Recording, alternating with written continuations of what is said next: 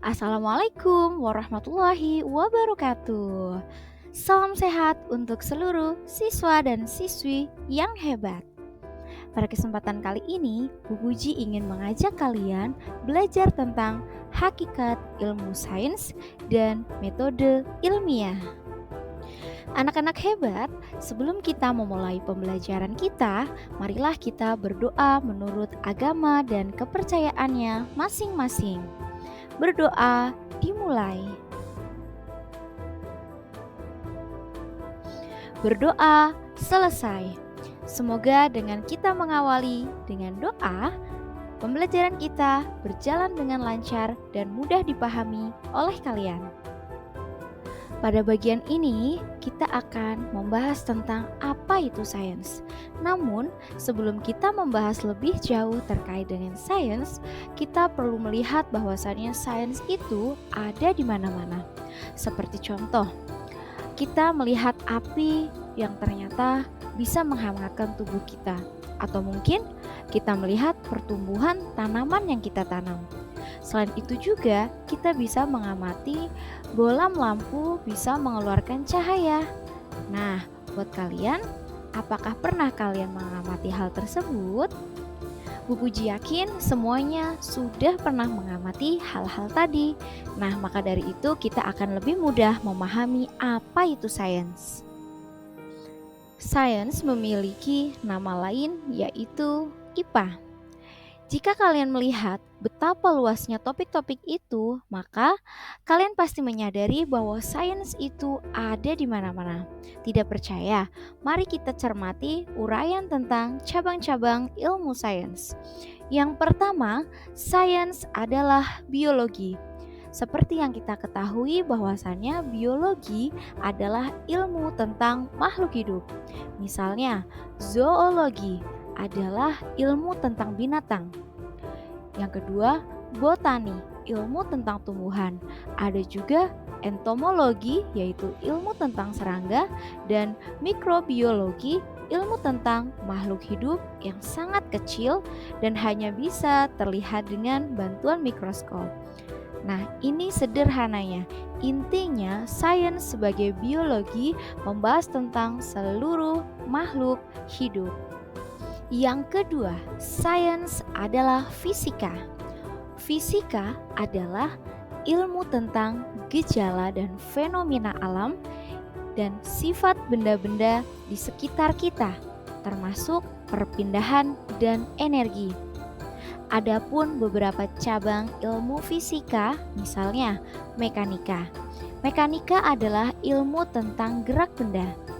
Kemudian elektronika, yaitu ilmu tentang arus listrik dan magnet. Dan yang ketiga ada optika geometris. Optika geometris ini membahas tentang alat-alat optik seperti kacamata, kemudian kamera, dan lain sebagainya. Yang ketiga, sains adalah kimia.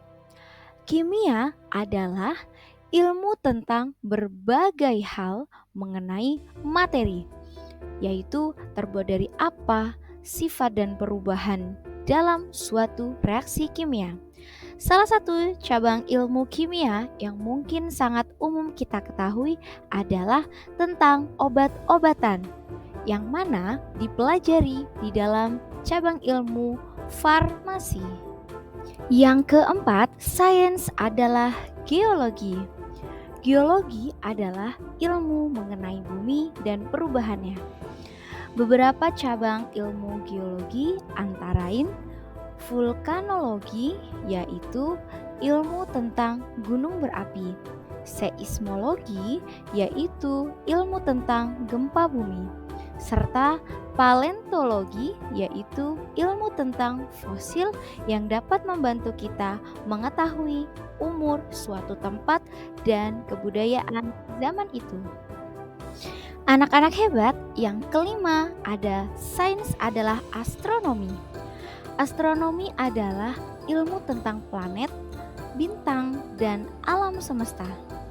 Semua benda langit dipelajari di dalam astronomi, termasuk matahari, terjadinya gerhana, komet, dan asteroid, juga tentang benda langit lainnya. Yang keenam, ada sains adalah ekologi.